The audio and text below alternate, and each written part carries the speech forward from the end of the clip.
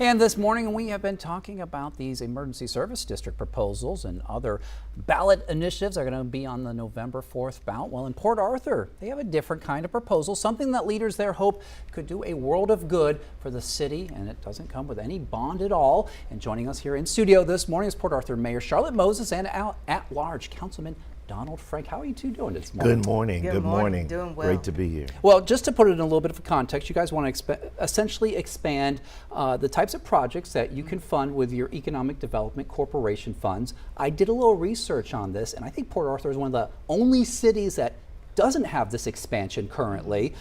Mayor, why do something like this? What would the people see on the ground in Port Arthur if you were able to do this? Oh, what you're able to, quality of life. It's called. That's what the 505 Type B referendum is that you're able to do quality of life. It's called quality of life projects. And so when you look at the law, which is 505, you'll see that it's your recreation, everything that kind of Port Arthur is in need of.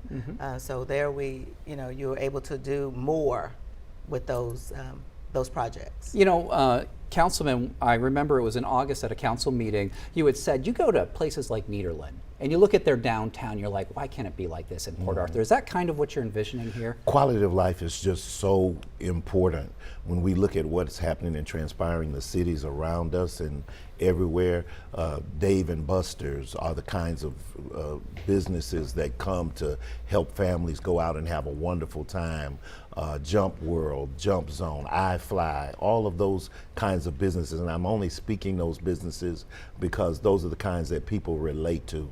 And we need that in Port Arthur. We've done a great job working on businesses and manufacturing businesses, but we need that shot in the arm for these kinds of recreational and quality of life things that we do. Mayor or Councilman, what are some of the broad categories that this expansion would allow y'all to invest in directly without having to go to a vote of the people every time you have one of these types of projects? And thank you, Mark, for bringing that up, because basically we are able to do housing, you're able to do sports complex, you're able to do a gambit of quality of life projects that we currently, if we went to voters, as we've done in the past, before it's one item at a time. This just allows us to do more than one, because we've done housing in the past, we've done parks in the past, we've done $1 million to the city in streets repair in the past, but they've been individual elections that cost $20,000 per election. And so this way we're able to take an industrial, we're type A, and be able to do B projects, but remain in A, and still remain with our current board, remain with our current everything in place, our dollars stay in the same account, and we're just asking the voters, rather than giving us the opportunity to do one at a time, we're asking to be able to do more than one project at a time. We all love elections, of course, but let me just say it like this. From the research that I've done on it, Port Arthur doesn't seem to be playing on a level playing field when it comes to the other cities in the area. I think of Orange, which is very aggressive with its EDC funds. And again, the oversight comes from the council, it comes from its EDC boards and whatnot and how to spend it.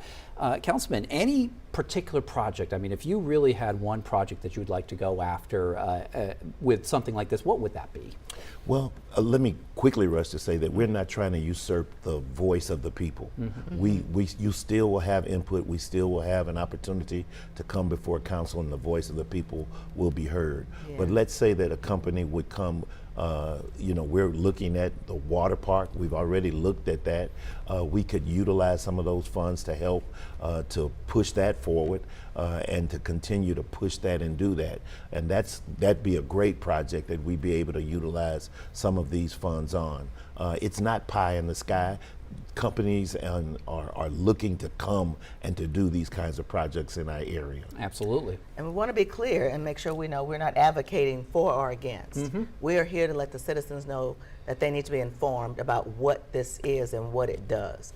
And so, because we can't, go out and say, well, we want you to do this or we don't want you to do that. As council and as mayor, ours is just informing the citizens that this is what's coming on the ballot. And you need to make sure you read and understand what's taking place in your city. And so I'm glad for the opportunity to just inform everyone about what this council has put forth. This is not even the EDC board. it is the city council that's putting this initiative forward. We're moving fast. Things are moving rapidly in our community. Businesses are coming left and right, and we have to move with the times. And so we want to be able to make sure citizens understand that we're trying our best and putting our best foot forward, but it's up to them to go out and decide what area they would like to go into.